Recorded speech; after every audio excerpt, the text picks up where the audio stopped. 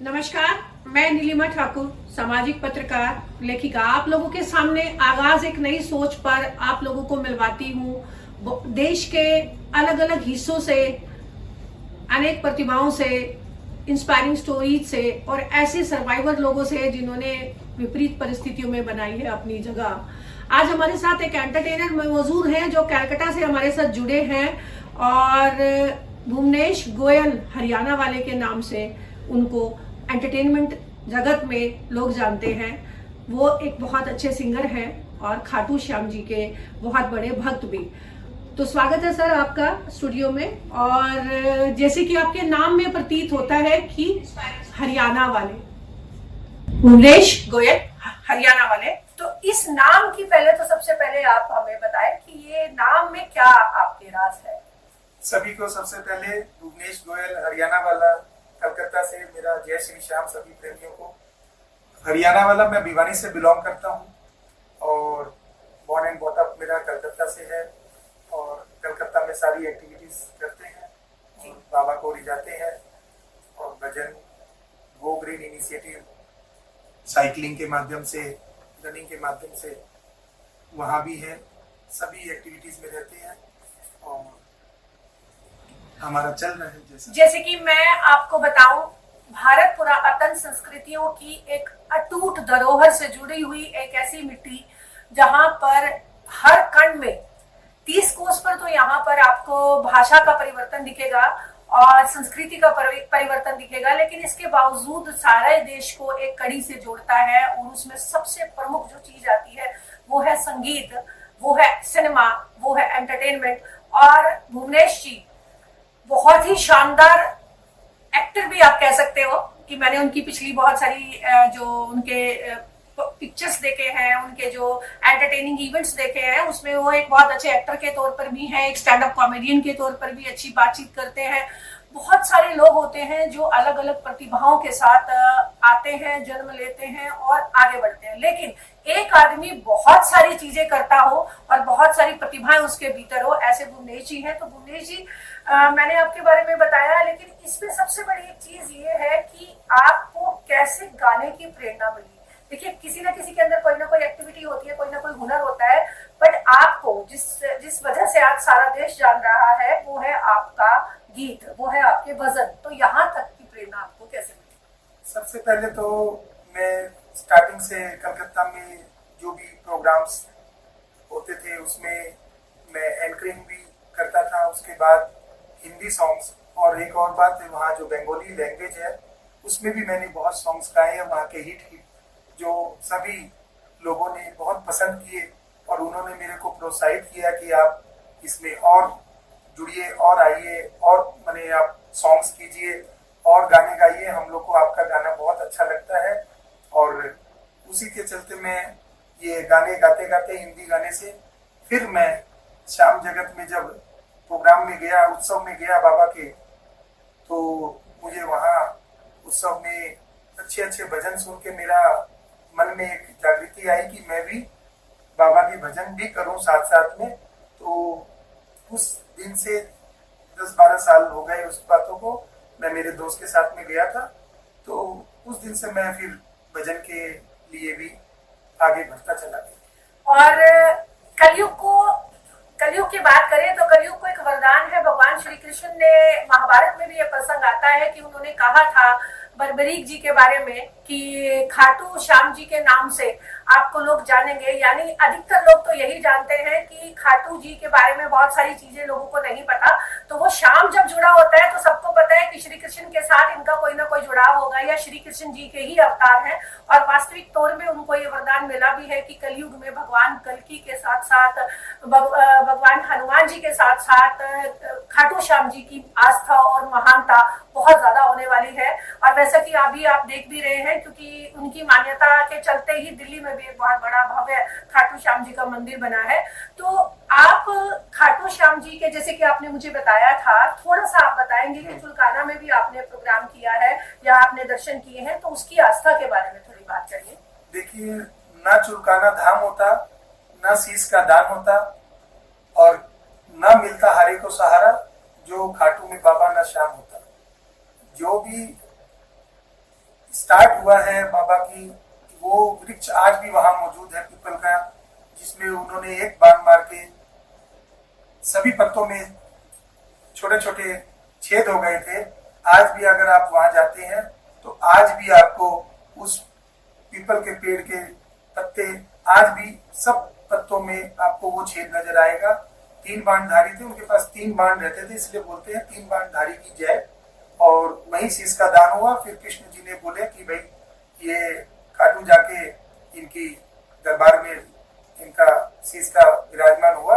और कृष्ण जी से भी ज्यादा कलयुग में जैसे जैसे कलयुग बढ़ेगा, उनकी आस्था और उनका नाम उनसे भी ज्यादा होगा। वही आज हम देख पा रहे हैं।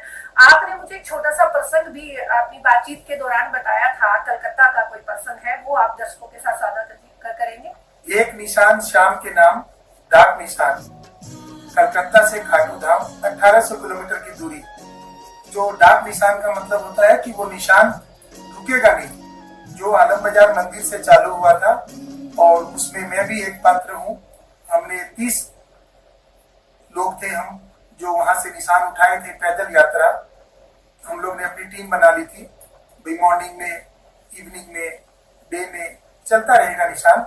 और हम वहां से निशान लेके 12 दिन के अंदर में 9 तारीख को, 9 जनवरी 2023 को हमने निशान बाबा को समर्पित किया वहां। जबकि बाबा का उस समय मंदिर बंद था, लेकिन बाबा ने हमारे निशान में 4 तारीख को बाबा ने स्वच्छ दर्शन भी दे दिए थे। उसका प्रमाण मेरे पास फोटो उपलब्ध है, जो बाबा ने हमारे ध्वजा में, बाबा ने अपने शीश के दर्शन दे दिए थे। और वो निशान जाके वहां चढ़ा था। और इसको मैं बहुत ही धन्यवाद देता हूँ एक निशान श्याम के नाम की टीम को भी, जिन्होंने मुझे मौका दिया।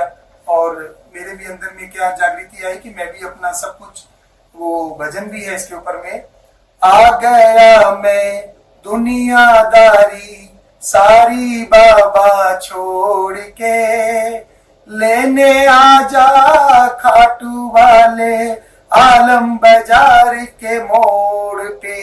आलम बाजार कलकत्ता में बहुत बड़ा विशाल मंदिर है बाबा का, वहीं से हमने प्रस्थान किया था। तो बाबा ने ठीक पार लगा दी हमारी नैया, सब आदमी सुरक्षित गए और सुरक्षित हम लोग सब आ गए। बाबा की बहुत बड़ी कृपा है।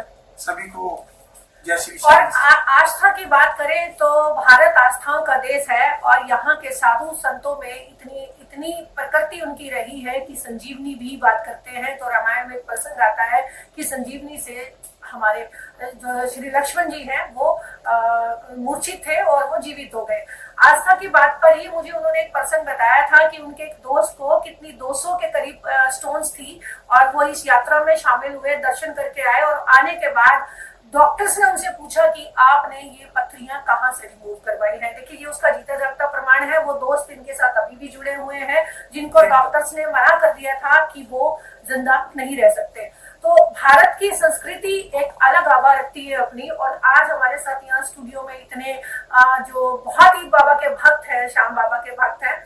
आपको जो आपने भजन हमें गा के सुनाया, तो अब आप बताइए उमेश जी की अगली आपकी यात्रा क्या है और अगला आप क्या करना चाहते हैं? अभी तो हाथरस प्रोग्राम करके आए थे, बाबा के उत्सव में यहाँ आए हुए थे। तो वहां से यूपी से फिर से जो वहाँ प्रेमी थे उन्होंने फिर बुलाया है।